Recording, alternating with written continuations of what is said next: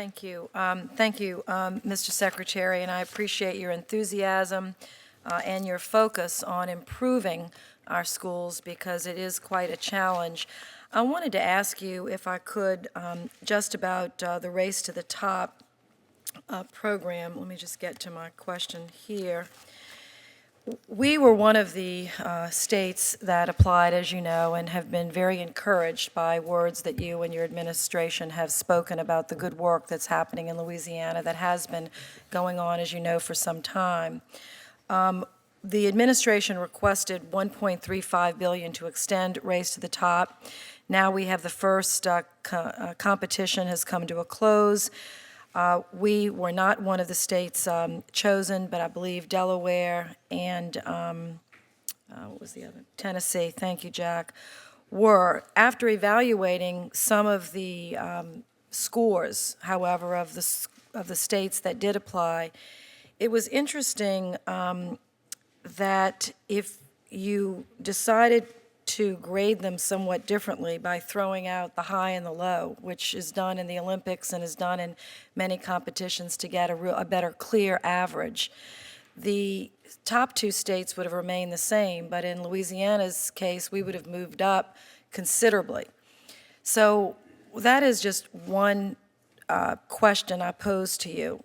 When you do the second round, are you thinking about the opportunity of a more fair scoring, number one? And number two, it was also interesting that a high weight was given to what seemed to be an application that had all parishes or counties on board, all teacher unions on board, all school boards on board, which in an ideal world, you know, would be what we were hoping for. But as you know, as a reformer in the trenches, it's sometimes difficult to deliver all the teacher unions, all the counties, all the parishes. And for applications like ours that represented a very strong and risk-associated application for about half, to not be designated, I have to say, was just a real disappointment. So my questions are, one, is there going to be any new approach to scoring that might result in a more fair reflection of the actual quality of the application? And number two, why are we going to insist that if you can't get every school board and every county stepped up, your state can't try with the counties that are ready to go and willing to take the risk? Right. No, really good questions, and obviously Louisiana has done an extraordinary job in very, very difficult circumstances of driving reform, and has made huge progress. And I know there's real disappointment that the state didn't win in the first round. I'd absolutely urge the state to come back and come back stronger the second round. And so it's a huge amount of money that's going to go out, between $3.4 and $3.5 billion in the second go round. To answer those two, I'll answer the second question first. That bold reform and broad stakeholder support is a winning combination, but watered down reform and broad stakeholder support is not. Bold reform matters. And let me just interrupt, because this is very important. Nothing in our application was watered down. Right. The problem is, if you push to get everyone there, you will give us no choice but to water down. In other words, right, half of something strong is better than 100% of something weak and watered down. And that's what I'm very concerned about. And I think there are many members that are driving this reform effort that are absolutely taken back at the posture of this department. Well, again, if you look at the results, the two winners were able to do both. But if you look at folks that came in with high scores right behind that, they had very broad reform. And if we're going to fund 10 to 15 states, whatever the magic number will be in the second round, I think there's a huge opportunity there.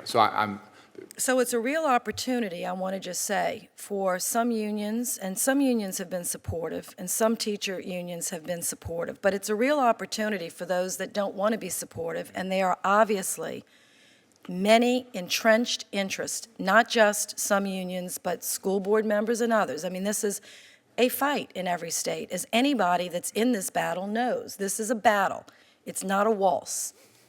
And so what you're saying is, if you can't get everyone in your state to step up, we can't help you to start, because It is so counter to the way that I've been leading this reform movement in Louisiana.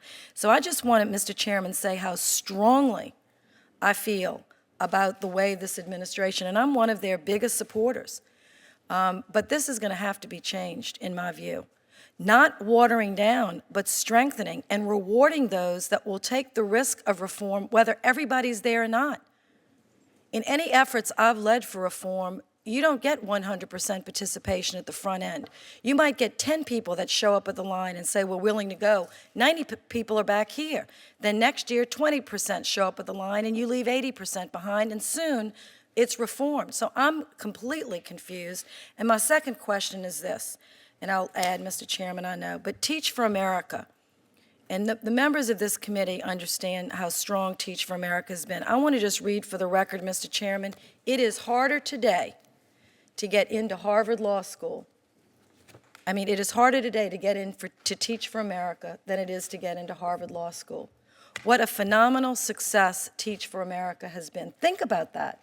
Not even a government-run program, not even a government-started program, but a nonprofit, entrepreneurial, innovative program that has accomplished more than all of us, in my view, together, getting qualified teachers in the classroom, and we haven't fully funded their effort. I'm going to submit a full funding to this chairman for his request, and when any federal program can say that they're putting more qualified teachers in the classroom than are going to Harvard Law School, then we might take the funding and shift it over there. Thank you.